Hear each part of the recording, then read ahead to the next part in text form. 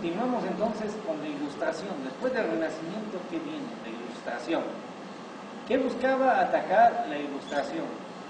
Decía que solo los pudientes y los inteligentes podían tener acceso a la educación.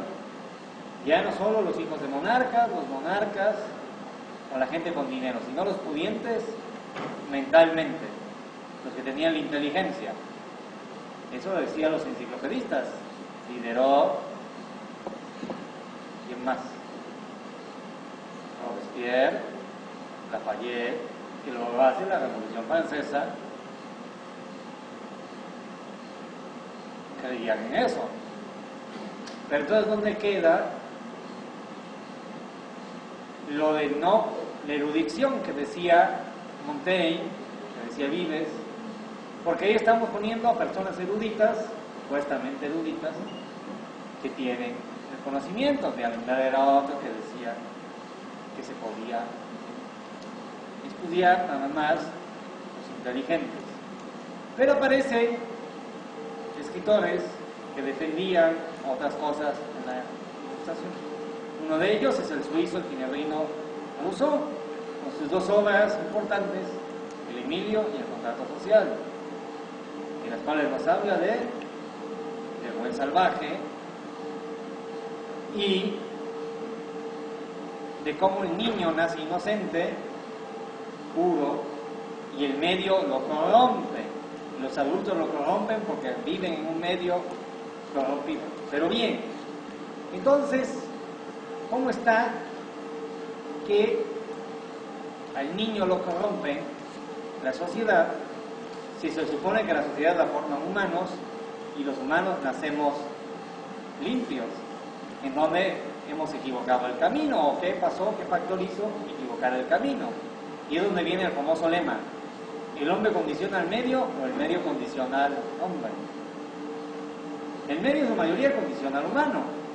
A pesar de las grandes obras que hemos hecho a través de los siglos, donde creemos que el humano condiciona al medio, no es así, porque tarde o temprano la naturaleza vuelve a su cauce, y hay terremotos, hay inundaciones, hay lluvias, hay épocas de sequía. Entonces está mal esa normativa, y está adecuadamente Rousseau cuando decía: el niño nace libre y puro, pero se envicia al llevarse con los adultos. Entonces ya no hay que tomar al niño como alguien en miniatura o alguien sin valor, sino sí tomarlo en miniatura, pero como no como niño, sino como adulto. Es un adulto en formación que tiene valores, tiene costumbres, tiene conocimientos, tiene inquietudes, y el educador debe saberse de su educando. ¿Qué necesidades tiene el educando? Sí, el adulto dice: no, pues es un niño, no va a entender, ¿para qué lo llevo a tal lugar? ¿Para qué hago esto? Sí, no va a entender. Y Rousseau decía lo contrario: un niño sí va a entender lo que se le diga, donde se le lleve, que se le haga. Si por ejemplo lo golpean antes de comer, va a crecer con esos traumas, lo va a repetir. Y si por el contrario le ponen la mesa o le dicen: a ver, ayúdame a poner el mantel, el cuchillo, el tenedor, el plato, siéntate de esta manera, va a crecer con otros valores y los va a transmitir esos valores. Entonces Rousseau hace otro libro en el cual enseña cómo educar a sus hijos. Pero para probar su teoría, Rousseau manda a sus hijos un internado. Y decía: ¿por qué un internado? Porque un internado lo alejan del vicio de los padres. Alejamos al hijo del vicio de los padres, ya no va a depender de sus padres biológicos y va a aprender otras costumbres. Hemos visto que muchas veces ha funcionado el sistema de interinatos, y hemos visto que muchas veces es todo lo contrario, porque las personas que los educan eran curas que cometían atrocidades con los muchachos, y los muchachos las reproducían siendo adultos. Llega una ventaja y una desventaja. En Prusia, un país que hoy no existe, que está entre Alemania y Polonia, en 1717 se instaura y se instituye la educación obligatoria. Ya es obligatorio estudiar. no es si quieren o no. Hasta ese entonces se podía estudiar. Eso se va transmitiendo a todos los países europeos y americanos. Muchos países americanos instituyen la educación obligatoria antes que muchos países europeos. Pero la cosa es a qué nivel. En México pasaron muchos años solo siendo obligatoria la primaria. De ahí pasó a la secundaria y de ahí el bachillerato. Hoy en día, a pesar de estar inmersos en un mundo globalizado, no es obligatorio estudiar universidad ni posgrados. En otros países sí, en Corea del Sur es obligatorio, por lo menos, tener un posgrado. Finlandia es obligatorio, por lo menos, tener un posgrado. Dinamarca, Suecia, por lo mismo de la globalización. Aquí en México, como decimos, no es obligatorio la universidad, ni los posgrados. Los hace uno por su propia voluntad, a veces, y la mayoría de ocasiones, por el sistema de mercado que hay, que si no tienen esos estudios, ya no pueden optar a ciertos trabajos. Bien, ¿qué hacen? Esta educación obligatoria en Rusia y en el norte de Europa. Se crean las escuelas normales para formar maestros, se escuelan los principios y planes de estudio, se hacen escuelas rurales para las personas que no tenían acceso, pero aún era elitista. Aquí destacan un personaje, el creador de los jardines de niños, Federico Faber, que fue y consideraba al niño que dependiera de la actividad espontánea. Entonces el juego, la naturaleza, estar con su ambiente, la expresión corporal, los gestos, lo que no se hablaba, lo que sí se hablaba, los cantos, el juguete, los movimientos, si tiraba un objeto, por qué lo tiraba, si a qué lugar lo tiraba, por qué en cierta hora lloraba, a cierta hora cantaba, a cierta hora reía. Fue el primero que se empezó a fijar en esos detalles y el primero que nos empezó a estudiar.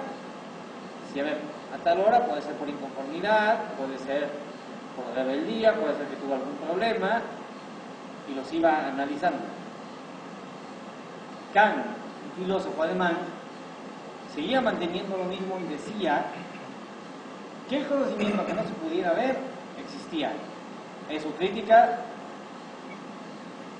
a la razón práctica.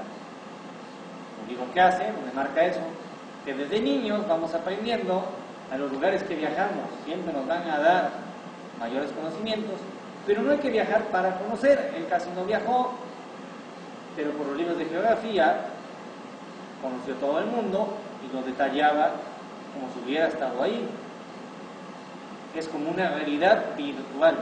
O sea, nosotros que podemos enseñar a los jóvenes, si no han ido a París, podemos enseñarles con base a la computadora y a imágenes de la ciudad de París, explicarles los monumentos, explicarles qué moneda se ocupa, qué idioma se habla, por qué se habla ese idioma, quiénes la fundaron, por qué hay tales edificios de tal estilo, por qué hay estos edificios, por qué no se construyen oficinas en el centro de París y sí en el centro de Veracruz, por ejemplo, que es lo más allegado que puedan tener, o en el centro de la capital mexicana, o en el centro de la capital del estado, en Jalapa, y porque en París no, las doctrinas que hay, qué tipo de educación hay, y no tienen por qué viajar.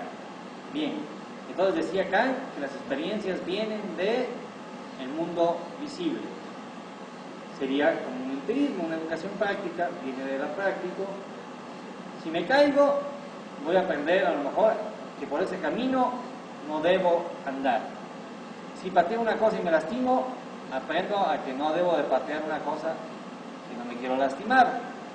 Si soy masoquista y me gusta lastimarla, pues lo voy a repetir.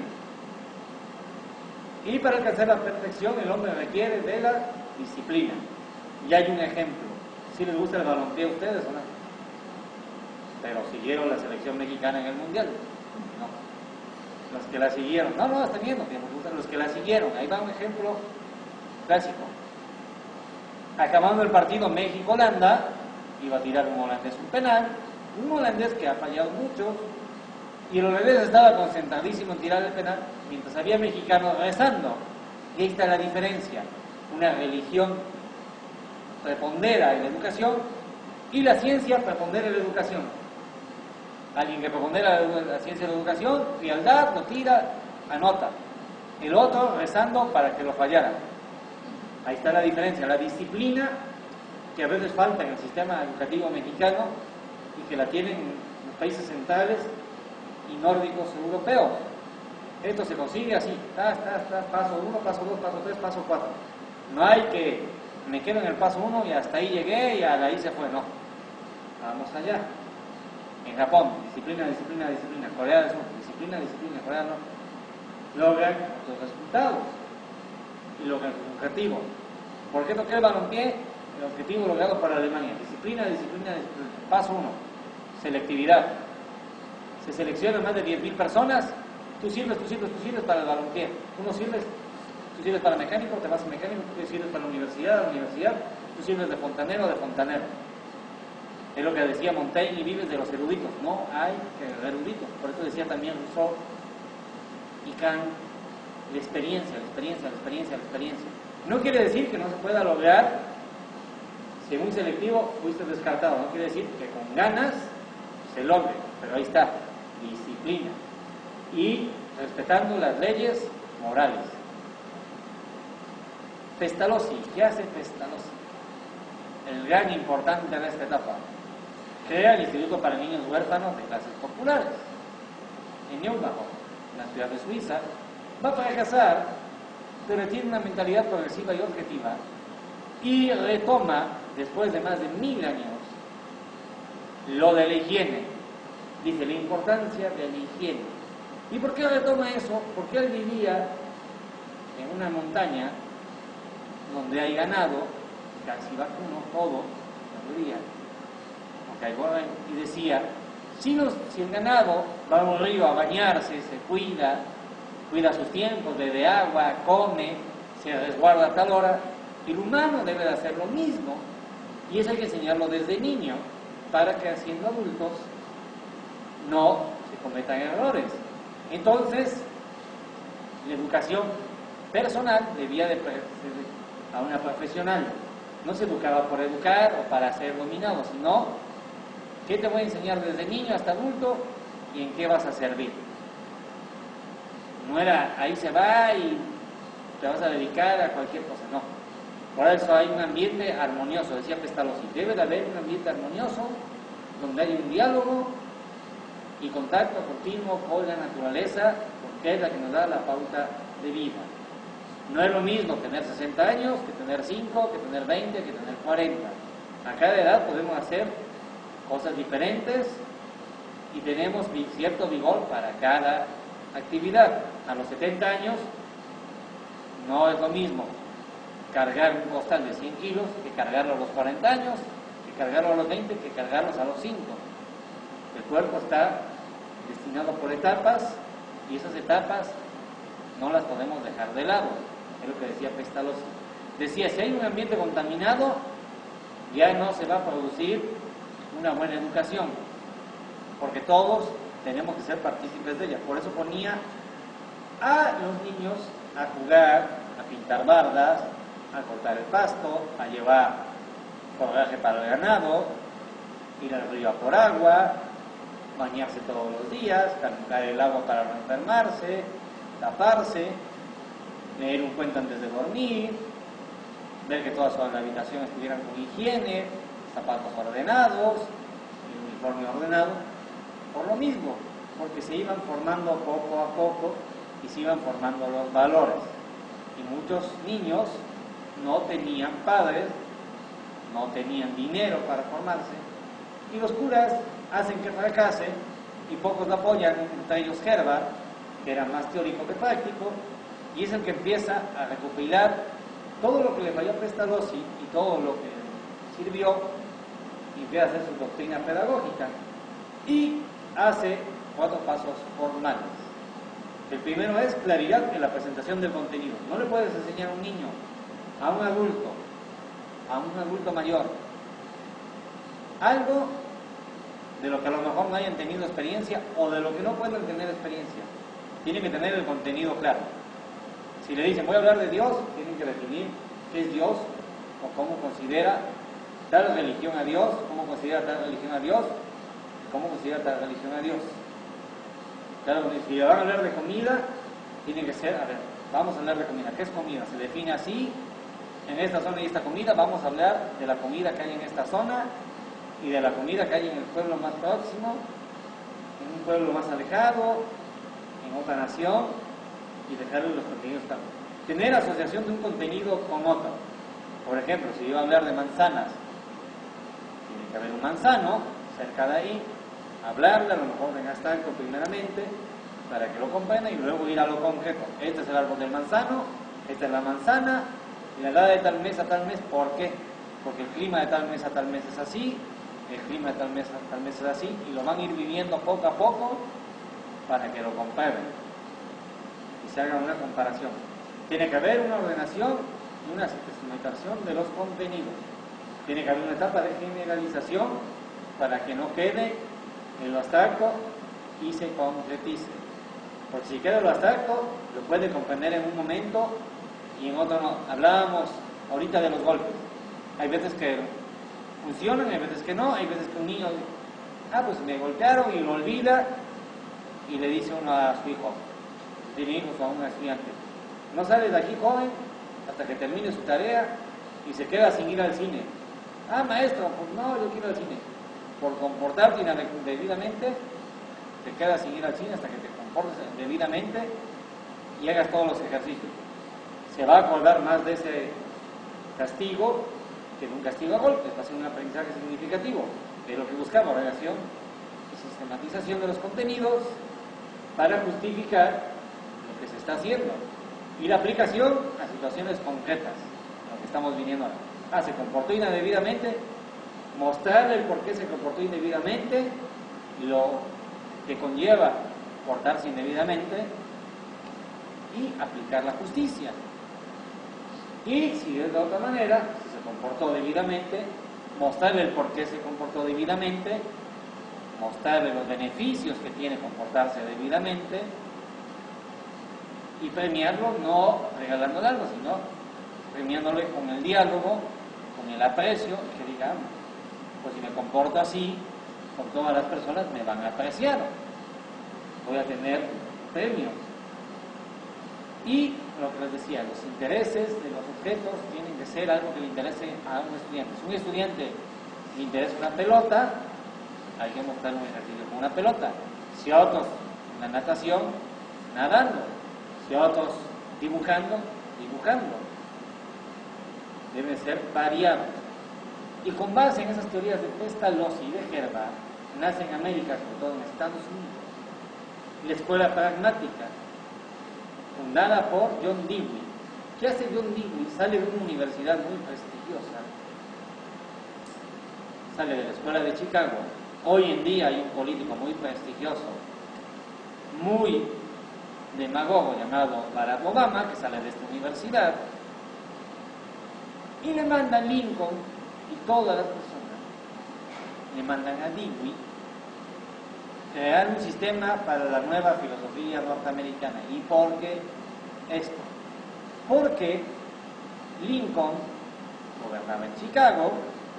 Chicago era la ciudad más industrial en ese entonces en Estados Unidos, y crea, con la finalidad de abolir la esclavitud, supuestamente, que era para, nada más y nada menos para dominar todo el territorio, unificarlo con su criterio, crea ese parámetro de abolir la esclavitud y lucha contra los estados de la Confederación, que eran Texas, Arizona, California, Luisiana, que tenían esclavos, para quedarse con toda la producción de ganado, de algodón y de tabaco, y trazar las líneas del ferrocarril. Entonces, ¿qué hay? Hay nuevos territorios, hay que unir más de 5.000 kilómetros, vienen vías, viene el ferrocarril, viene gente nueva, con maquinaria nueva. Entonces hay que enseñarles a esas personas cómo ocupar esa maquinaria. Pero también tenemos que tener trabajadores. Entonces, a los trabajadores les vamos a enseñar lo básico para que sigan siendo cargadores, pintores, recolectores, ganaderos, comerciantes. Y los grandes industriales vamos a manejar todos los ferrocarriles, todo el comercio. Y la bolsa de Chicago hoy en día maneja 3 productos básicos de la canasta mexicana. Dirán que tiene que ver con educación mucho, porque son los que fijan el precio de estos alimentos básicos para México, que son el frijol, el maíz y el cacao. Y otro producto básico que se consume mucho en México, aunque no es americano, traído por español, que es el café. O sea, si ustedes fueran productores de cacao, no le pueden poner su precio si no está de acuerdo la bolsa de Chicago. O sea, no pueden vender un kilo que la bolsa de Chicago diga vale 8 pesos a 10 pesos aunque le cueste su trabajo. Creo que es la finalidad de la globalización. Precisamente, aparentemente es un beneficio mundial, pero es de control para la mano de obra. Sí. Y por eso se crea esta escuela pragmática. Lewis decía, ya no lo teórico, hay que ser prácticos, hay que ser funcionales. Sí, y uno viendo la teoría dice, qué bonito, ¿no? Ya algo que ya no se encasillaba en un solo lugar, ya era hombre ambiente. ¿Qué ambiente estamos viviendo? Ah, hay ferrocarril, están metiendo vías, las desconozco, pues me las van a mostrar, me van a enseñar cómo colocarlas, me van a enseñar a manejar las grúas mecánicas y los trenes mecánicos. Y hace su escuela nueva o escuela activa, y ya no es humano, ya no es un individuo, es un ser social, y vive inmerso en una sociedad a la cual tiene que servir. Buscaba eliminar las contradicciones entre clases, eso es lo que hizo. Pero, vuelvo a lo mismo, fue mandado por los políticos de la época con esa finalidad, tener gente nueva, y tenían que crear educadores para los estados sureños y que quedara plasmada la mentalidad pragmática y ya no una mentalidad crítica o una mentalidad esclavista. Los estados sureños tenían esa mentalidad esclavista, es decir, tengo grandes tierras, soy un gran terrateniente, yo puedo tener a mis empleados, puedo golpearlos, puedo hacer lo que quiera en estos territorios. Era para la gente. Aparece Ovidio de Crowley, otro pensador y pedagogo que conocen, belga, también, funda el colegio de la Ermita en Bruselas. ¿Qué hace? ¿Qué hace aquí? Y empieza el programa de lectura global y globalización de la enseñanza. Muy bien, viene muy bonito, hace grandes obras, pero también viene mandado por el rey Leopoldo I de Bélgica y disfraza algo malvado, puede ser.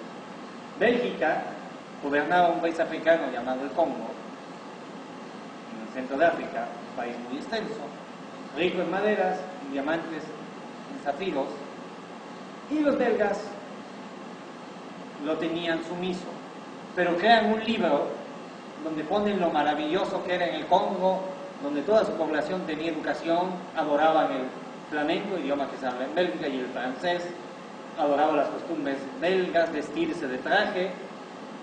Por eso le mandan a de Crowley a hacer esa educación, para mandar gente que fuese a Bélgica a educar, pero ya no solo un hombre y una mujer, sino en familia.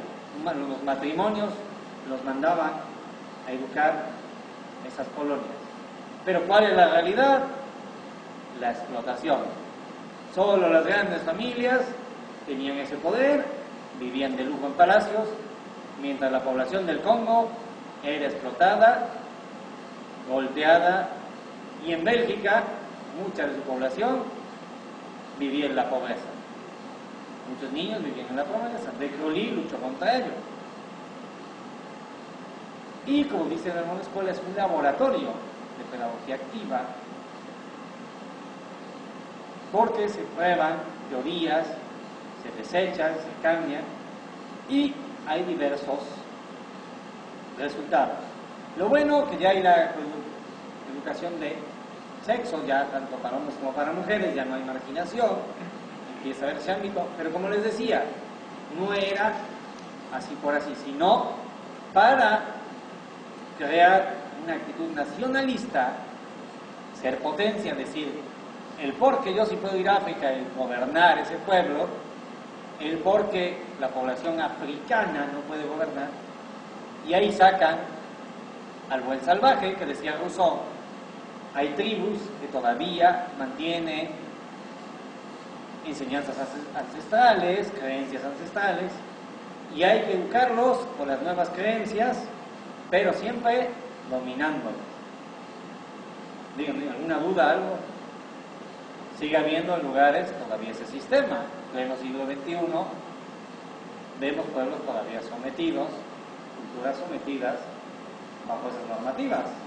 Bueno, aquí en México, pues todavía, por ejemplo, en el sureste, Chiapas, en Chiapas o en Tabasco, que hay personas muy ricas, pero no son de ellos. O sea, llegan a explotar, son ganaderos, cultivan el arroz, tienen avionetas y todo, y compran propiedades, pero la persona que es de ahí solamente pesca y cultiva maíz, mediodía y anda descalzo, o sea, lo explotan. Sí, no le dan oportunidad de ser a alguien más.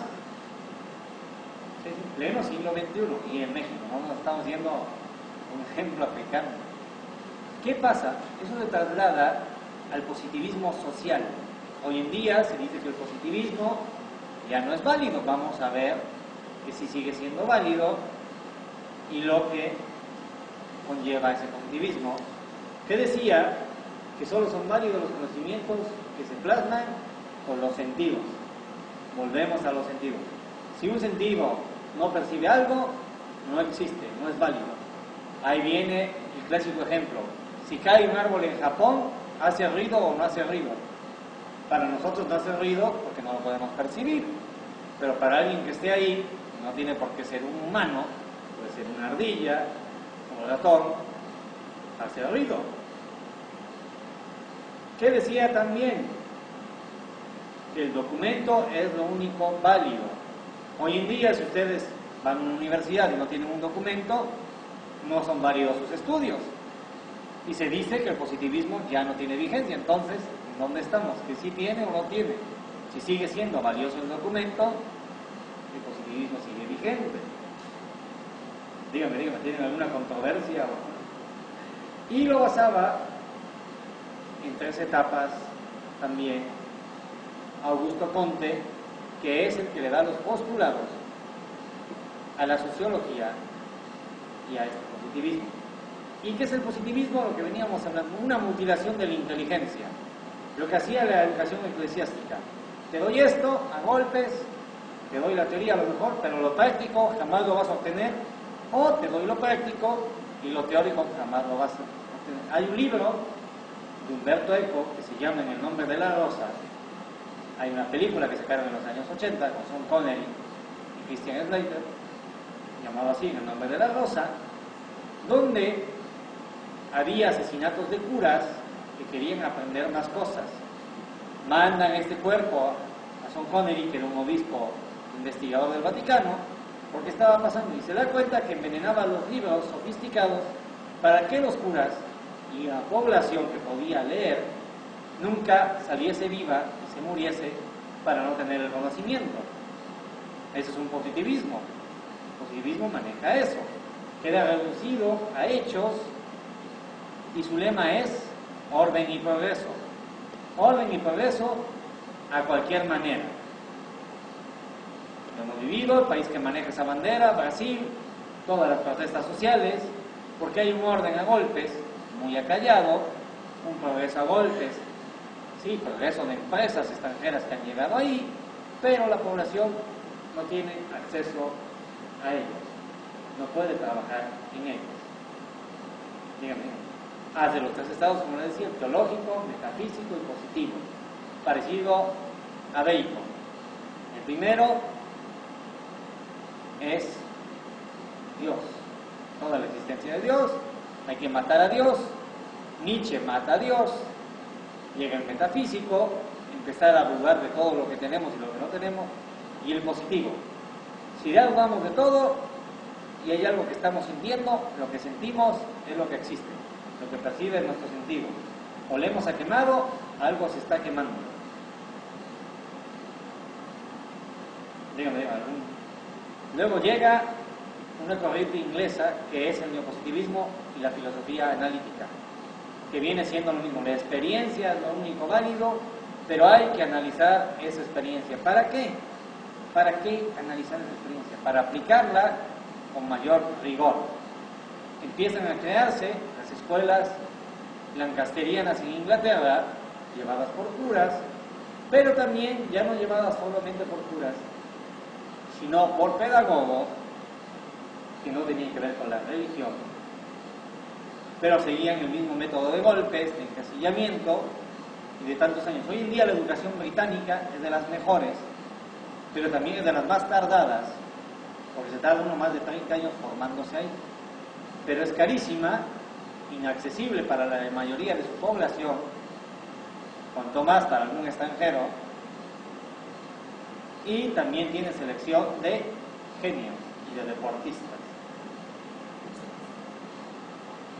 Dígame.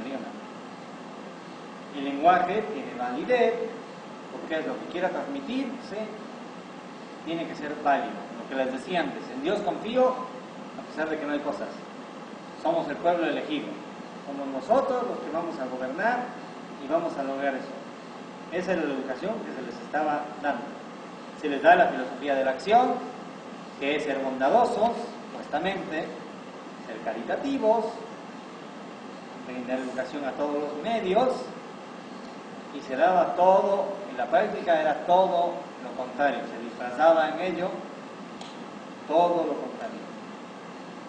Newman hace las prácticas religiosas, hace la política, y dice que el individuo es intelectual, político, social, basado en la moral. En esa moral protestante, donde las indulgencias estaban prohibidas, ya dejan de haber indulgencias, pero donde hay que obedecer a la educación y donde hay tiempos de trabajo. Los británicos llevan un sistema de 8 horas, 8 horas y 8 horas.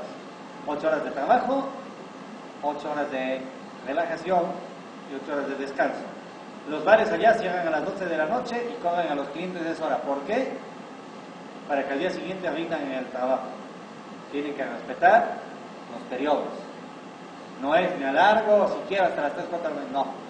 La hora de la comida es siempre la misma, la hora de la cena es siempre la misma, la hora de diversión es siempre la misma y la hora de trabajo es siempre la misma. Están mecanizados de esa manera, como obreros. Les funciona como una nación muy poderosa y les funciona su sistema.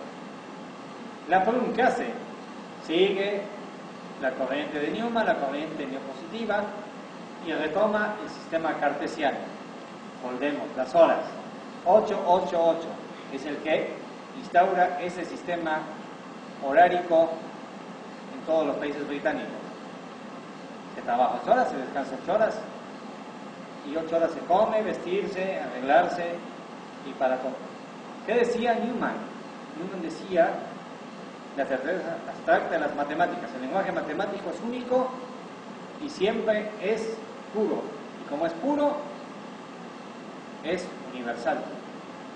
Es comprobable, es refutable y nos sirve para todas las culturas y para todos los tiempos. La certeza es real y práctica, aparte de la lógica elemental. Este año los programas de estudio van a tener una variación en bachillerato, y en primero de bachillerato va a volver la materia de lógica con estos fundamentos. La lógica nos da la comprensión de la realidad, supuestamente según los neopositivistas y los analíticos. Hay que ver realmente si la práctica se da ese resultado o se da el resultado completamente adverso, o mitad y mitad, un porcentaje sí, un porcentaje no.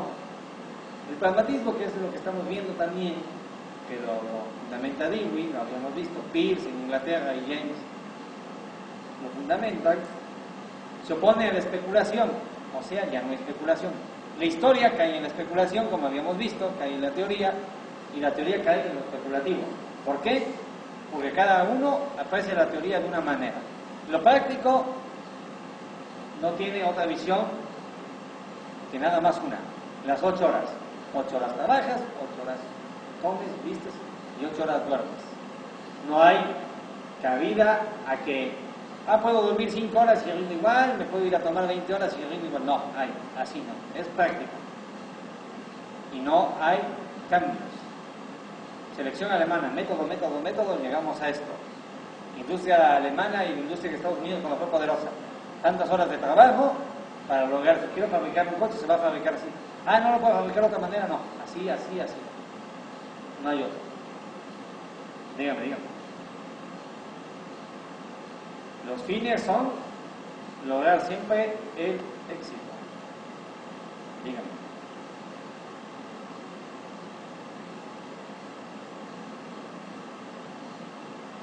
Y llega la llamada nueva educación y las reformas en la educación europea. ¿Por qué ella se llamaba nueva educación?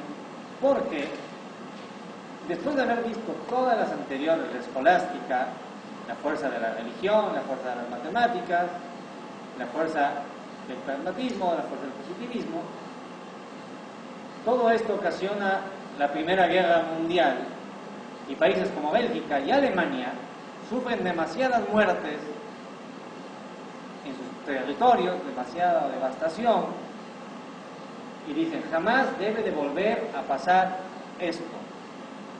Y crean las nuevas educaciones. Dicen, todo el mundo tiene que ser partícipe de la educación, tenemos que buscar valores nacionales, sí, pero no para que una nación sea superior a otra, sino para compartir las cosas buenas de cada lugar y erradicar las cosas malas.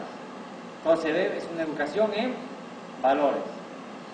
La maneja hoy en día Perrenot, la manejó Paulo Freire, más adelante lo vamos a ver con la educación de la liberación, y se crean procesos de paz, de estabilidad, de diálogo, aunque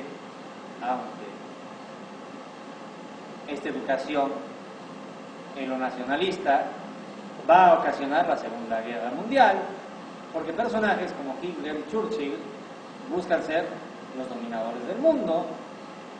No dicen, no, pues tiene que tener la población todo el beneficio, y una guerra es un medio, un método educativo de controlar a la población. Dirán que tiene que haber una guerra con la educación, muchísimo, porque se crean patrones, crean disciplina, volvemos a la disciplina. Un militar tiene que tener disciplina, tiene que consumir los menores recursos y tiene que estar disponible para el jefe de la nación, y no tiene que pensar. Si le mandan a ejecutar gente, lo tiene que hacer. Por eso la nueva educación resultó en todo lo contrario. La teoría manejaba la cordialidad, la paz, el bienestar. Ser cada uno individual, pero trabajar para un colectivo y lograr lo mejor. Se vio con la Segunda Guerra Mundial todo lo contrario. Dígame, ¿alguna pregunta, duda? Participación. Y aquí sí, teoría práctica para conocer, criticar las cosas. Pero como les digo, los grandes dirigentes lo manejaron de otra manera y ocasionaron un odio entre naciones. Vimos la politicaria, que no solamente era alemana, se hacía en Suecia, se hacía en Estados Unidos, se hacía en Rusia, y se hacía en México. Y Vasconcelos, que hay que hablar de México también, lo manejaba así. La educación no era para todos, sino solo para un cuerpo elitista. Vasconcelos tiene un chiste que le hace a Plutarco Elías Calles, que dice, la asesina empieza donde acaba la educación. ¿Sí saben por qué hizo esa parábola? No. Porque decía, la asesina está salada, no tiene capacidad de educación, y en los estados del norte se come mucha asesina por las condiciones climáticas. Entonces decía, la estupidez empieza donde empieza usted, le decía Plutarco Elías Calles, de esa manera. Y Plutarco era sonorense, decía, la estupidez empieza donde están los mandatarios, porque todos vienen del norte. Sí, Vasconcelos era elitista, decía, practicaba la eugenesia. La raza blanca, la única que podía ser educada. La raza blanca millonaria. Y los demás no tenían cabida al estudio. No solo pasaba en Alemania. Todo el mundo vivía esas etapas. Como ahorita la globalización no solo la viven México y Estados Unidos la vivimos todo el mundo de maneras diferentes, pero estamos inmersos en ese sistema. Bien. Aparece, después de la Segunda Guerra Mundial, otros pensadores dicen, hay que renovar. Nos fallaron estas teorías, la Bauhaus la erradicaron porque era educación judía, y aparece la lucha entre judíos y no judíos por diversas educaciones. En Estados Unidos crean a finales de los años 20, cuando la gran crisis de 1929, empiezan a crear Hollywood, que empieza a destacar a finales de la Segunda Guerra Mundial, y 4 años después de acabada la Segunda Guerra Mundial empieza la fama de Hollywood. Y en Hollywood es una educación pro judía. Todos los artistas de éxito en Hollywood son de origen judío, todos, hayan nacido o no hayan nacido. Es plasmar la identidad judía bajo sus comedias, que tanto quisieron erradicar los nazis, bajo sus parámetros, y crean un mercado de consumo que ha llevado a la globalización, que tiene que ver con la educación mucho, porque crean parámetros difíciles de lograr, parámetros donde las estrellas tienen coches de lujo, donde la violencia es permitida, el machismo es permitido, consumo de drogas es permitido. Es lo que manejan. La sociedad estadounidense creció así, y lo está viviendo México ahorita, de haber sido durante 30, 40 años un país de paso de estupefacientes, a ser un país consumidor altamente de estupefacientes y de querer imitar esa vida. Entonces sí tiene mucho que ver. El cine es un factor educativo. Mientras en Europa hacen todo lo contrario, dicen, tenemos la culpa de haber ocasionado 2 guerras atroces, entonces vamos a cambiar, vamos a ser bondadosos, vamos a ser generosos, vamos a hacer la educación para todos, pero la realidad era que hasta finales de los años 90 todavía seguía siendo controlada por la Iglesia Católica, y al Vaticano no le convenía, sobre todo, que los países sureños tuviesen apertura educativa, porque perdían los trabajadores del campo. Los países sureños son los mayores de producción de campo, tomate, aguacate, lo que he llevado de aquí para allá, aceite de oliva, ganado, vacuno, porcino, el jamón serrano, todo eso, la leche, todos tenían que proveerse de ahí. Y dice, si les damos educación, van a abandonar el campo y la gente va a buscar educación. Entonces solo va a tener educación la élite y los que vengan a nuestros conventos y a nuestros colegios. Ya no tiene que ser en un convento, ya hay escuelas eclesiásticas como La Salle, el Sagrado Corazón de Jesús, Oló, Nuestra Señora de Escolapias, Nuestra Señora de Montserrat, las escuelas Montessori, porque Montessori crea un sistema muy bonito y muy básico, donde la humildad era el mayor valor. Se transversa, el Vaticano dice, no, vamos a darle ciertos tutelares montessorianos a la educación, pero las vamos a encauzar hacia nuestro dominio. Y por desgracia, los países sureños eran grandes países de prostitución.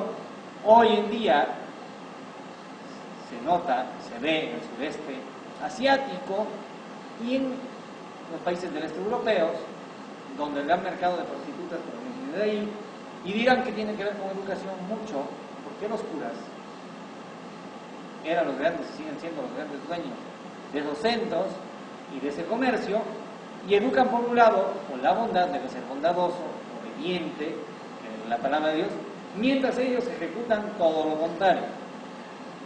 ¿Qué educación le estamos poniendo? Sí, quiere enseñar a alguien a no fumar y le estás vendiendo los cigarros. Quieres enseñar a alguien a respetar a un hombre y a una mujer y les está enseñando en unos vitales a mujeres desnudas y explotadas. Entonces, ¿con qué mentalidad van a crecer? Edgar Morin y Cecil Ray dicen, no, esta nueva escuela debe de atacar todo eso, a pesar que los grandes dirigentes busquen todo lo contrario, y hay que ocupar métodos directos. Bien, ahí esto le vamos a explicar a los jóvenes ¿Por qué está mal esto? ¿Por qué está bien esto? ¿Por qué es antimoral esto? ¿Por qué es moral esto? Y empiezan a crear relaciones con el exterior. Pero ¿qué pasa? Pasa algo muy grave que pasó el 2 de octubre aquí en México, que es Tlatelolco, en 1968. Rompen el movimiento estudiantil en México, en París, en Praga y en varias ciudades de todo el mundo. Erradican esos movimientos porque al gobierno no les convenía, a pesar de haber nuevos pensadores y de buscarse nuevas salidas. En 1967, un año antes, en China, Mao crea la revolución cultural. Los franceses la copian. Michel Foucault, el gran pensador francés, la copia. ¿Qué logra Mao con esa teoría? Logró juntar en 3 días a 10 millones de personas fieles a su país, a su causa, dispuestas a morir en una guerra.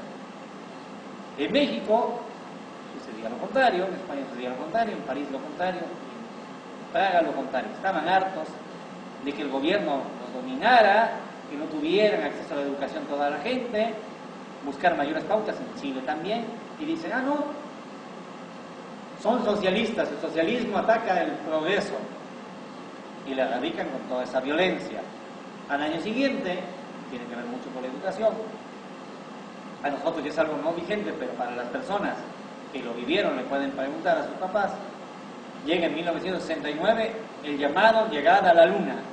Llegamos a la luna, ya estamos. La gente de ese entonces, no había los medios que hay ahorita, se convenció, pero no fue así. ¿Y por qué no habían llegado antes si ya llevaban 20 o 30 años?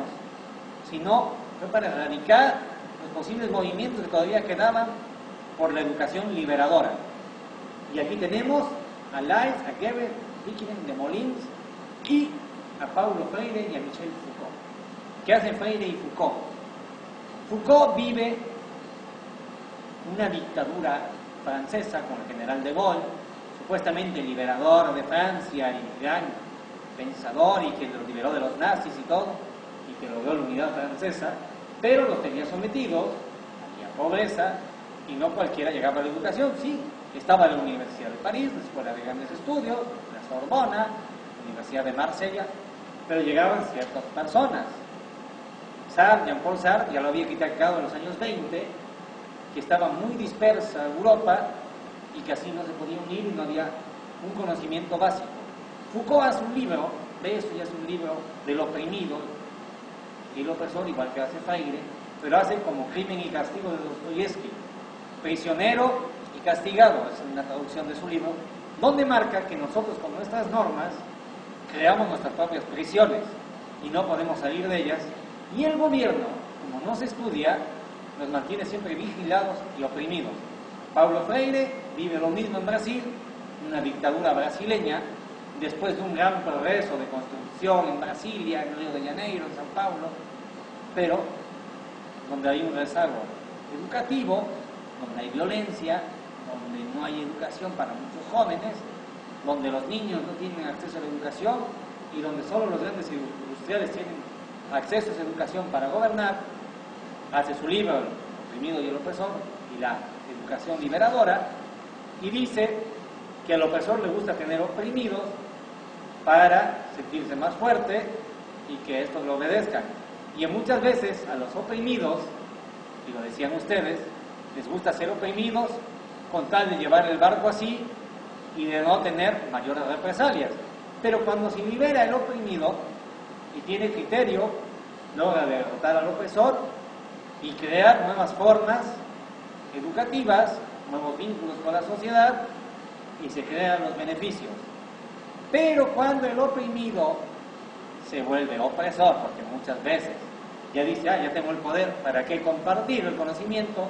Porque el conocimiento es poder, se vuelve peor opresor que los anteriores opresores. Hay una película donde sale Donald Sutherland y actor irlandés, ahorita me acuerdo cómo se llama, donde él es un carcelero y encarcela en el gobierno, encarcela a un pensador que quería ser gobernante, y ese gobierno había violencia, había maltrato, y gastaba a los mandatarios mucho dinero, hacían videos pornográficos, eran vicios, pero había carne, había algo de comida y había acceso de los funcionarios a esa comida. Pero este funcionario preso convence a este celador de liberarlo, creo que es un gallo amanecer, no es una traducción, lo convence de liberarlo, lo libera y se vuelve peor dictador que el anterior. Ya no hay suministros de carne, solo había una hora de comida, y le manda a todos a hacer una firma de voto de confianza, que si traicionaban esa confianza serían ejecutados. Esta persona dice, no, a ver, si antes no quería ser oprimido y ahora tampoco, y buscaba la liberación de la opresión, no lo firma, lo encarcela y lo ejecutan. Y recuerda y dice, los que llamábamos años malos fueron los mejores años, y ahora vino una etapa de destrucción y de migración. Eso lo maneja mucho James Orwell en 1984, no sé si han leído la obra o han visto la película, que racionaba la comida. Si hacían buenas cosas, le daban cierta dosis de chocolate, si no, no le daban ciertas cosas. Era un conductismo, pero como Paulot, acierto, error. Esa era la educación europea de los años 80 y sobre todo en Inglaterra, era ese tipo de educación. De golpes, de prisión, de coerción, y llegaban a ello. Y James Orwell lo maneja, dice, era una televisión que nos vigilaba, ahora es el WhatsApp, el Facebook, aplicaron la supuesta nueva ley de comunicaciones que pueden vigilar a cada rato, cortar las comunicaciones, y eso es educativo, es una filosofía educativa que la estamos viviendo y no podemos dejar de lado. Sí, nos dan unos programas, pero hay que ver también qué nos están quitando y qué nos están metiendo de otra manera, porque es una opresión.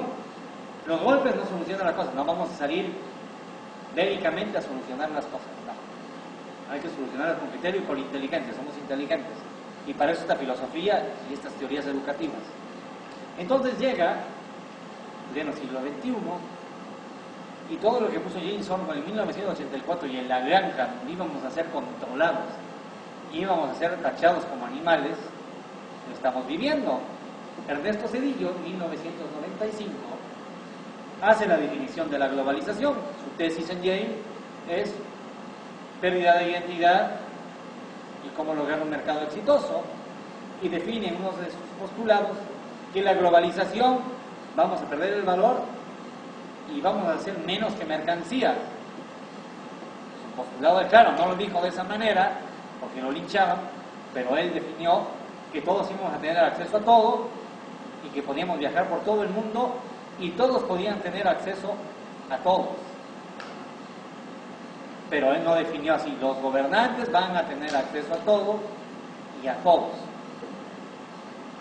Eso es lo que nos definió, por eso hay que saber interpretar los libros y los diálogos de los políticos. Por eso la demagogia, por eso es importante las teorías educativas, la demagogia. ¿Qué vamos a aplicar? Obama, por ejemplo, tiene que ver mucho.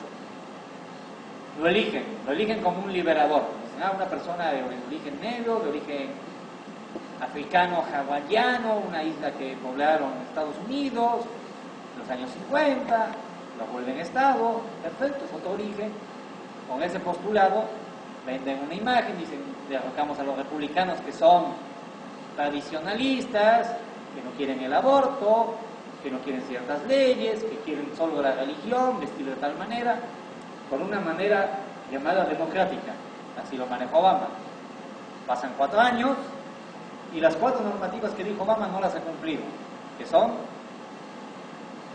acceso a la educación a toda la población de Estados Unidos y a la que llegue, una ley migratoria, una ley de sanidad para todo el mundo, sean migrantes, sean pasajeros, turistas, sean habitantes de ahí.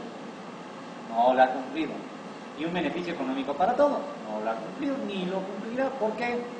Porque no les conviene. Volvemos a lo mismo del modelo de educación de Estados Unidos tan exitoso, que solo los inteligentes pueden llegar, o las estrellas deportivas porque generan dinero al gobierno, son las únicas que pueden tener acceso a esa educación. Y volvemos a lo mismo. Entonces, ¿para qué tener universidades con todos los medios y todos los métodos si no van a llegar todos? Y por contraparte, hoy en día está la Escuela del Conocimiento Tecnológico del Silicon Valley, California, donde la apuesta es el conocimiento, la generación de conocimiento. Pero volvemos, si ustedes son genios, los captan ahí y los tienen trabajando de por vida ahí. Claro, pueden hacer sus teorías, son publicadas, son parte del Silicon Valley, el dueño va a ser el Silicon Valley, pero pueden producir. Bill Gates, Google, si saben lo que hacen o no. Pueden ir a trabajar si quieren en patineta, desnudos, con parejas. Si quieren trabajar en Hong Kong, le dicen a Bill Gates y a los dueños de sus compañías: ¿saben qué? Yo quiero trabajar en Hong Kong, quiero aislarme de toda la gente, yo quiero navegar por todo el mundo y en 6 años quiero hacer este proyecto. Perfecto, te dan todos los medios, pero en 6 años tienes que entregar el producto. ¿Y cómo hacen válido el producto? Porque ven qué tanto pueden dominarlo. No es de repente, se inventó la computadora de este tamaño en los 70, los 80, cuando eran gigantes. No, no es así. Se inventó el Facebook para entretenerse. No, ya tienen una finalidad bien delimitada que les va a dar éxito. ¿Sí saben para qué se creó el Facebook? Para el control de la población. Es la mejor manera de controlar a la población. Es un control militar, sin que tenga que ser un fascismo directamente. No tienen que imponer. Bueno, me puedo comunicar con todo el mundo, con gente de todo el mundo. Y como dice la palabra redes sociales, una red es para atrapar cosas. Desde ahí lo están manejando, redes sociales. Y decían los judíos, la importancia de la palabra. Nosotros no le manejamos mucha importancia al idioma, somos latinos. Tanto los europeos del sur, los italianos, los españoles, los franceses, los portugueses, los romanos y los de América, somos sentimentales. Los latinos somos sentimiento. El idioma, los 7 idiomas latinos muestran sentimiento, muestran pasión. Los idiomas germánicos y anglos muestran practicidad. Se hace esto y hay que lograrlo a como se dé lugar, con el menor daño posible para nosotros. Y a los demás se van a dañar, ni modo, se amolan y aceptan.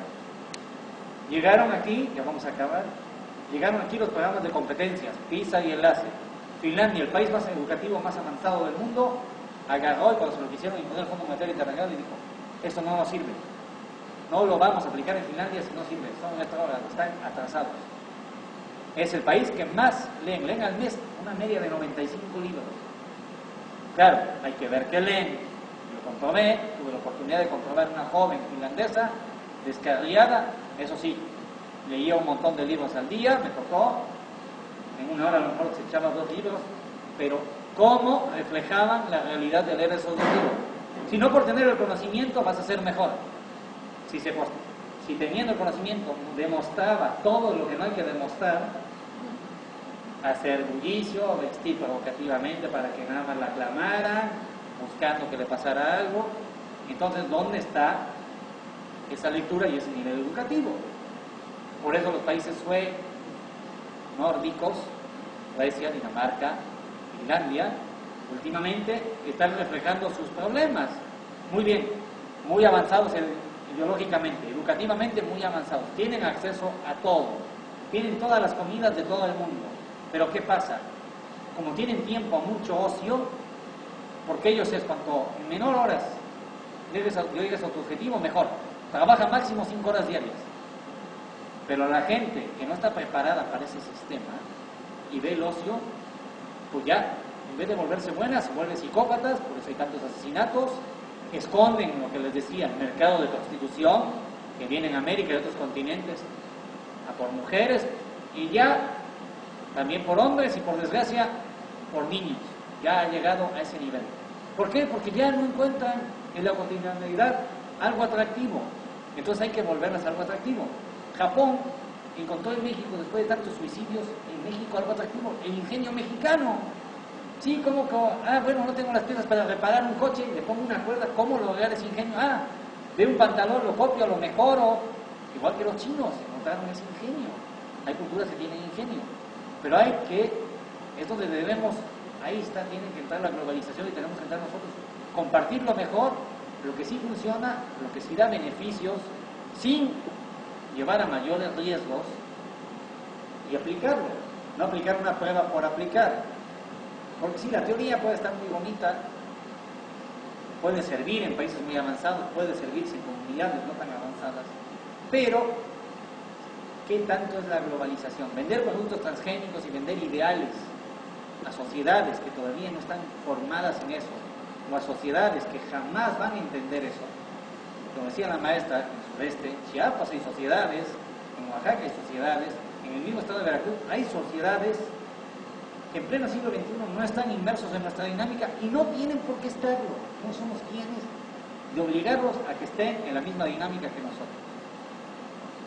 Se buscan ciudades inteligentes, ciudades autosustentables, por una parte, y por la otra, guerra por el petróleo, todo se basa en el petróleo, todo tiene que ser petróleo. A ver, si estamos buscando ciudades autosustentables, buscando jardines ya verticales, porque en el horizonte ya no hay, buscar optimizar todos los recursos, reciclar,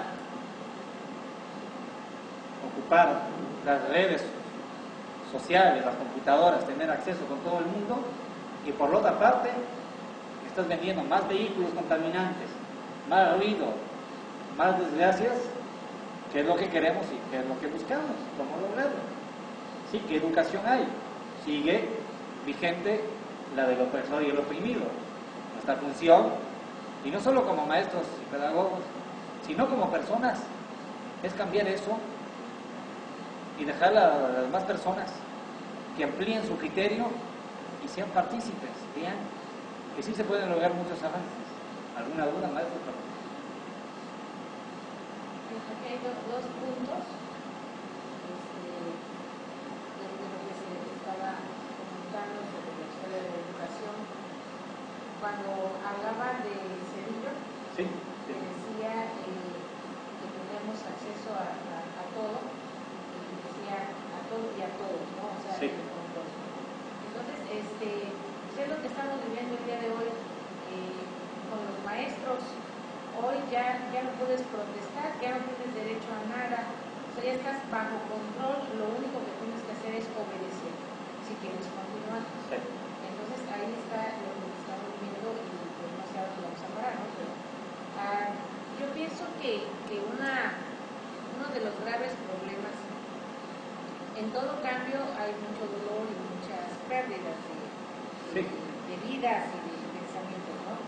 Entonces, generalmente las cosas yo veo que se dan porque somos ignorantes. Somos ignorantes pues no en todo, pero en este caso en la política, o sea, no conocemos ni nos damos a la tarea, pero también casi no hay acceso. Porque, pues, o sea, yo me estoy viendo, dando desde que inicié la maestría, y le comentaba yo a los maestros, que por qué tener que llegar a una maestría para darte cuenta de las cosas. ¿Por qué no desde, o sea, que hubiera Desde niño. Porque no les conviene por el control. Bueno, eso es lo que yo estoy. Y otra cosa que parece que desde un principio así se inició, en lo espiritual, o sea, estamos viviendo fríos, totalmente fríos. Lo único que aquí importa es sobresalir, sobrevivir y es... Sí, son los dogmas de la globalización. Un país que era muy avanzado en eso era Francia. Desde niños se les enseñaba la cultura política. Pero, ¿qué pasa con la globalización? Meten, como metieron en México, como metieron en España, un político payaso, meten a Sarkozy con sus tonterías, pero no lo metieron por ser tonto, no, lo meten. Pues le vamos a dar libertades, vamos a hacer que la población joven francesa venga a América y se drogue, porque es a lo que viene la mayoría. Cuando antes venían a cultivar cultura y conocer, y se iban maravillados de la cultura que hay en México y en otros países americanos, ahora es drogas químicas, vete a Cipolite y métete cuanta locura hay, y deja de pensar en política. Meten ahora mano dura. En España metieron a Zapatero, medio mano ligera, todos van a tener acceso a la educación. Zapatero es un doctor en educación, un doctor en política, nos damos... Sí, pero ¿qué les venden? Bares de las 9 de la noche hasta las 10 de la mañana siguiente pueden ir al bar, pueden consumir. ¿Dónde va una y dónde va la otra? Sí, el sistema inglés es muy rígido, pero es. Hijito, a las 12 de la noche cerramos el bar porque mañana tienes que trabajar. Ah, el que está estudiando tiene que estudiar. No hay que me voy y me descarrío. Claro, tampoco tenemos que ser, como decíamos, tan rígidos y así, estar presos ahí, que te está amarrado ahí. A ver, hijito, ya son las 2 de la tarde, tienes que trabajar ahorita. Te desato a las escuelas a trabajar. No tenemos que llegar a esos sistemas tampoco. Pero están metiendo políticos así. En México metieron a Fox, la dinámica, esto, las risas. Sí, pero ¿qué reformas venían? Que se están aplicando, muchas apenas ahorita, y muchas vienen ahorita, y muchas van a ser aplicadas hasta el 2030. Pero metieron ese personaje, se ríe de esto, hace esto, pero por lo mismo, para que la gente dejara de pensar políticamente y diga, pues sí, si este llegó al poder, cualquiera va a llegar al poder, yo tengo que buscar qué comer. Y erradican eso. Había una doctora del DF, del UNAM, Yablonska, se apellida, que debatíamos en el 2004, ya decía, estaba feliz por la entrada de Polonia a la Unión Europea, y yo le dije, qué desgracia que entre Polonia a la Unión Europea, qué desgracia para la ciudadanía polaca. Y me decía la doctora, no doctora, a ver, fueron un país muy sometido, un país que no toman en cuenta con él, para entrar, para que sea doblemente obligado. Y decía la doctora, no, pero se busca que no sea así. Digo, bueno, doctora, ojalá no sea así, pero por desgracia va a ser así. Bruselas dictamina todo, y me decía una húngara en contraparte, decía, sí, esta persona tiene razón.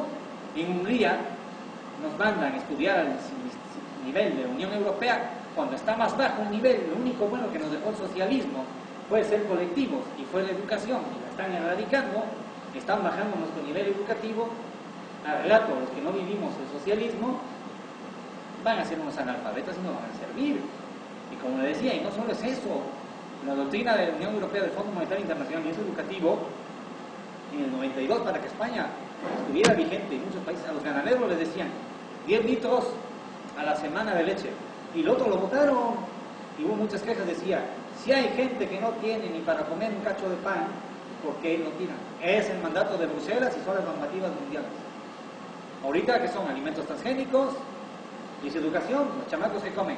No, maestro, yo me voy a comer mi papita. Antes por lo menos buscábamos una empanadita, un mole, un atole, un tamalito, buscábamos cosas que se hacían con alimentos de aquí, básicos, que salían de la naturaleza. Ahora, ¿qué hay? Sabritas, porque ya no hay. Y hasta que erradiquen eso es la parte de la globalización, hasta que los mandatarios erradiquen todo lo demás, no van a parar, y después no va a haber dónde elegir. Decían, y pasaban en el socialismo, decían socialistas que se fueron a América, jugadores de baloncesto, y eso decían. Me acuerdo cuando llegué a Estados Unidos, decía Vlade Divac, un jugador serbio, decía, yo cuando llegué a Estados Unidos le dije a mis hijos y a mi esposa, no, aquí hay 30 tipos de chocolate, cuando ya apenas nos llegaba uno, era un lujo tener un chocolate, y aquí hay 500, pero sí, como decía uno de los jefes de Jalapa, pero qué cultura plástica es como un chicle, hay 300 modelos de chicle, pero que no hay sentimientos, no hay familia, hay disfuncionalidad. Y un ejemplo es Corea del Sur. En Corea del Sur, el país más avanzado tecnológicamente, tiene la desgracia que ni en una propia casa, en una familia, si por ejemplo viviésemos la maestra y yo en la misma casa, fuésemos hermanos y compartiésemos la misma casa, ni nos hablamos aunque estemos así, ni se habla. Eso es lo que ha llevado, esos son los pros y contras que hay que ver y que hay que solapar, ver qué nos va a llevar, qué no nos va a llevar, qué copiar de una cultura es bueno, qué no copiar de otra cultura es bueno. Y los sentimientos no son malos, son buenos. No hay que dejar de lado los sentimientos para progresar, pero sí hay que ver los avances y ver y tener acceso a los libros y eso. ¿Qué está pasando? Y lo hemos hablado. Ya están dejando de publicarse libros. Bien, con estos aparatos podemos tener 1 millón de libros, hasta 2, hasta 20, dependiendo de la capacidad de libros guardados aquí. Pero muchas veces buscamos los lindos accesos y no lo saben. O no compartes esto, tiene que ser de tal universidad, no puedes entrar si no eres estudiante de tal universidad. Entonces, ¿qué hay? Si hay una ley que se supone que somos todos iguales y todos podemos tener todos los conocimientos, ¿por qué no llegar a esos conocimientos? Se está erradicando esto. Hay varios libros que, aparte de aquí de las lecturas recomendadas básicas, se los voy a mandar y les voy a recomendar, y si no los encuentran, se los voy a enviar, se los encuentro digitalmente varios. Uno de ellos es El nombre de la rosa, para que lo lean. El otro, 1984. El nombre de la rosa es de Humberto Eco. 1984, y La granja, de James Orwell. Y dos básicos que sí creo que los hayan leído, que es La máquina del tiempo y La guerra de los mundos, de H.G. Wells. Ahí plasma todos los problemas que estamos teniendo cuando se pierde la escritura, que dejamos de hablar y nos volvemos analfabetos y obedecemos al primero que le tengamos miedo. Eso es lo que se está buscando. Había un comentario que hacemos, que es precisamente lo que es el trazo o el enfoque o hacia dónde va el gobierno del actual. Sí. El neoliberalismo. No. De nuestro presidente. De Peña Nieto. Sí, así ya va. Los grandes industriales a gobernar todo el mundo, no solo sucede en México, está hablando de todo el mundo. A dominar todo el mundo, los grandes corporativos a dominar y los demás a obedecer. Philip K. Dick tiene varios libros futuristas. A lo mejor vieron la película Minority Report, una que sale Tom Cruise, donde había unos precos que llamaban así, que veían el futuro y veían cuando se iba a cometer un crimen antes que se cometiese.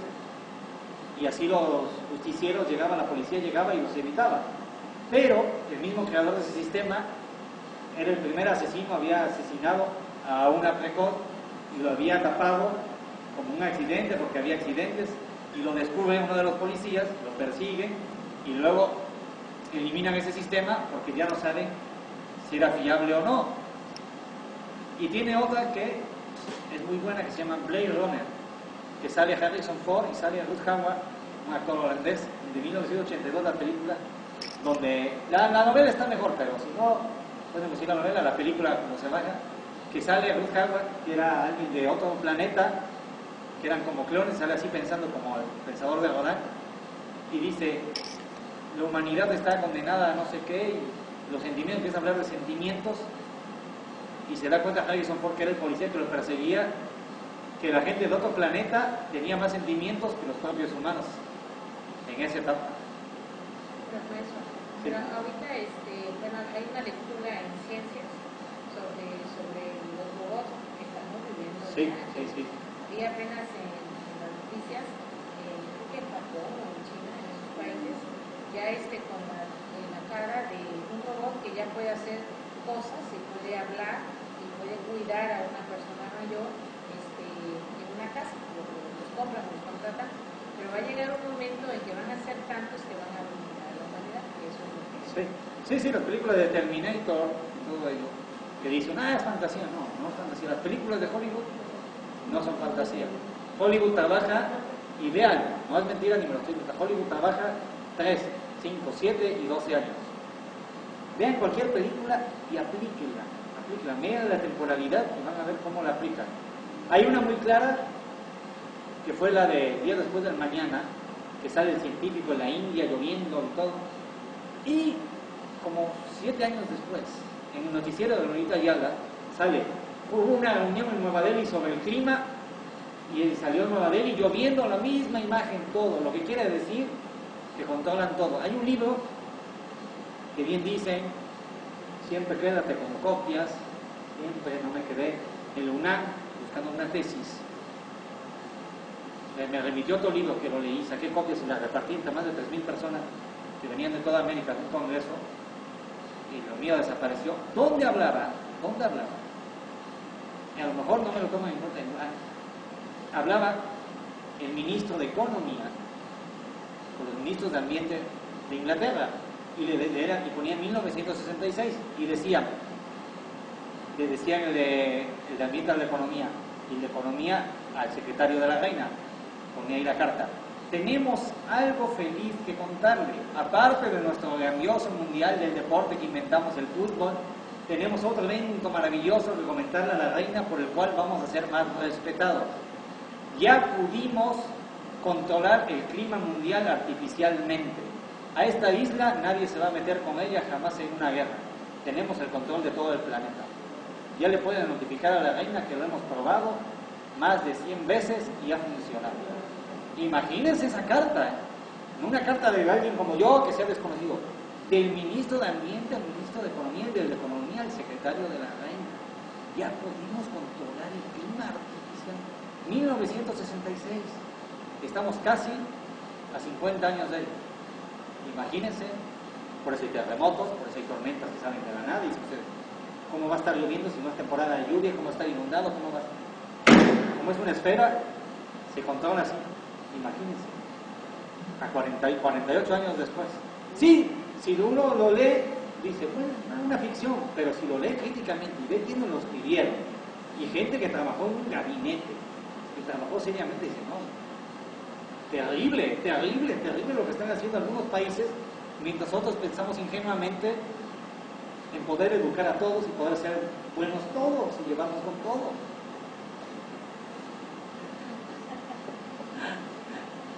Dígame, ¿alguna duda? ¿Algo? No tengan miedo, nos asusté con esa noticia. No, son detalles que, por desgracia, pavorosos. Muchas de las veces mencionan que no se dan a conocer precisamente para no llegar al favor, pero en realidad, o sea, hay muchas cosas no secretas, sino ocultas, ¿no? Que la NASA sí. Y que inventan también, porque claro. qué decepción cuando de una noticia que nunca llegaron a la luna. Sí, lo inventaron para tapar eso de la revolución cultural, de todos los movimientos que estaba viendo. Claro, en Chile metieron mano dura, militarismo, pero en México, a pesar de que los gobiernos se suponía que no eran militares, pero sabemos que sí, disfrazados, no podían meter una guerra, no convenía hacer una guerra, entonces mételes otra noticia que los ponga felices. Ahorita, el mundial, las novelas, meten otras cosas. No están de gratis las novelas, no están nada, ¿no? Sí, porque ya terminó el mundial y empezaron a hablar de una casa hogar de Michoacán, la gran familia, algo así. Sí. Entonces, eso para mí es un distractor. Es un distractor porque pues ya no estamos distraídos en el fútbol, o sea, terminó y ahorita ya... Y hay otro distractor. Van buscando todos los gobiernos. En España, la nueva monarquía, y que cómo se visten, qué va a ser la nueva reina, su experiencia, qué hizo en México, qué no hizo. Sí, para tapar que hay. Hace años hubo una manifestación en España de los mineros, le radicaron violentamente, jamás lo volvieron a hablar, y pasó algo. La empresa, un amigo de padre de Mourinho, que mataron aquí, le manda el gobierno español y dice, ya nos cansamos de los detenedores de basura. ¿Qué me puedes inventar? Había un señor que inventó un sistema que se baja los contenedores, sí, en vez de ser concreto, ponen como un falso concreto, lo suben y los bajan.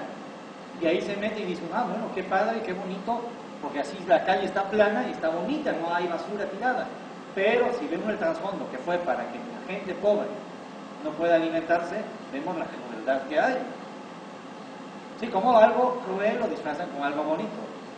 Decía una doctora, lean los cuentos, pero ya no siendo niños, ya siendo adultos, y se van a dar cuenta de las atrocidades, como decía de Caperucita, que está diciendo el contenido pornográfico de Caperucita, de Disney y todo eso, que como niño lo ve uno y no aprecia esa ideología, pero ya como adulto ve el trasfondo cruel que hay en ello. ¿Alguna duda? ¿Algo más?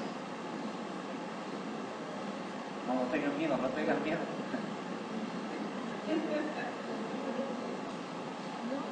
Bueno, nosotros en donde yo trabajo llevamos un círculo de lectura a los maestros. Y hablando con la maestra que dice todo eso, tocamos el tema de los cuentos, ¿no? Que hay un trasfondo. Y de hecho dice que todas esas historias de Disney están basadas en las obras de los hermanos Grimm. Y no porque ellos las hayan escrito, sino porque eran leyendas, ahora sí, y ellos las recopilaron. Entonces, por ejemplo, nos decía de la sirenita, que sí existió, pero que pues no terminó tan feliz. Ella se mata y el solo hecho de haber cambiado de pez a humano no podía tocar la tierra porque tenía unos fuertes dolores por lo mismo. Y ella se suicida, no se casa con el príncipe. ¿Se suicida o la suicida? Sí, la mentalidad escandinava, así esconden algo cruel en algo bondadoso, y los escandinavos escudan eso. Tenemos todos los métodos y los medios, pero ya hemos visto que no es suficiente eso. Díganme. Ya los traumó. ¿Por qué? Ya no les doy otra noticia que les siga dando, pero voy a traumar más. Para que nos vayamos más. Para que se vayan más traumados. Lo que pasa es que es una realidad, ¿no? Y no podemos salirnos de una realidad. No. Y yo siempre he pensado que cuando tienes un conocimiento, no es para se lo transmito también a los alumnos, no es para espantarte, sino para buscar soluciones o para encaminar hacia algo no tan cruel, ¿no? Estar preparado. Sí, buscar alternativas, porque siempre hay alternativas. Podemos sembrar, podemos ocupar estos medios para beneficiar y hacer nuestra red social de cultura, de cuentos, de transmitir libros, comentarios y aportar. Aunque seamos pocos, pero ir haciendo lo mismo, más bello. Una vida un poco más feliz, ¿no? Sí.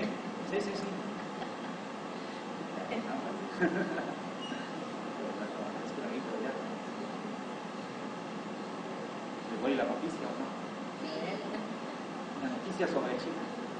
Tuve la oportunidad de pasar